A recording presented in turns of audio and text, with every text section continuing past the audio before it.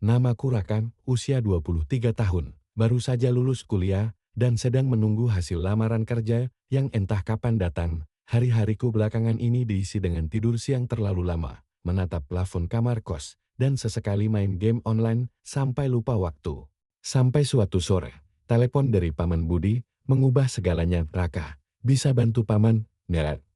Suaranya terdengar seperti biasa, tenang, dan sedikit tergeser. Tentu, Pam, ada apa? Jawabku sambil setengah duduk dari kasur. Paman harus keluar kota mendadak.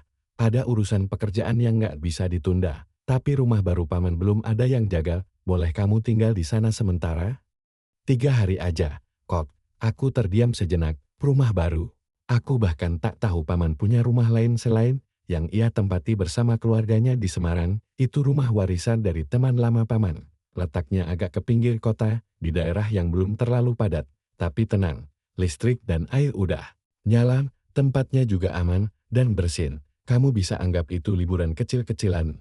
Karena tidak ada kegiatan penting, dan lagi pula aku memang butuh suasana baru. Aku pun mengangguk. Boleh, Pam, kirim aja alamatnya.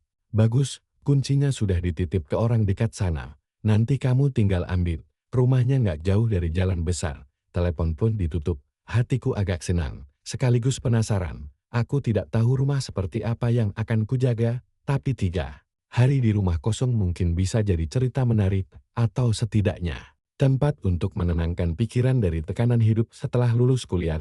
Esok harinya, aku berangkat pagi-pagi naik motor. Jalan menuju lokasi memang agak sunyi, melewati kebun bambu dan beberapa rumah tua. Saat sampai di depan gerbang besi bercat hijau pudar, aku langsung tahu rumah ini berbeda dari rumah-rumah biasanya. Tapi kesan pertamaku cukup positif. Tidak menyeramkan, hanya terlalu sepi. Aku menekan bel kecil di dekat pagar. Seorang pria paruh baya dengan topi lusuh keluar dari rumah seberang. Ia mengangguk pelan, lalu menyerahkan kunci tanpa banyak bicara. Hanya satu kalimat yang ia ucapkan, jaga baik-baik ya, nak. 3 hari itu cukup lama. Kalau sendirian, aku tertawa kecil, mengira itu hanya basa-basi. Setelah masuk ke halaman, aku membuka pintu depan dengan sedikit usaha. Kayu pintunya berat dan agak berderit. Saat dibuka, interiornya bersih, sederhana. Tapi ada sesuatu yang membuatku merasa seolah rumah ini sudah lama berdiri. Dindingnya berwarna krem tua. Ada lemari kayu jati tua di ruang tamu, dan sofa berbentuk L menghadap ke televisi kecil yang tampaknya masih bisa menyala.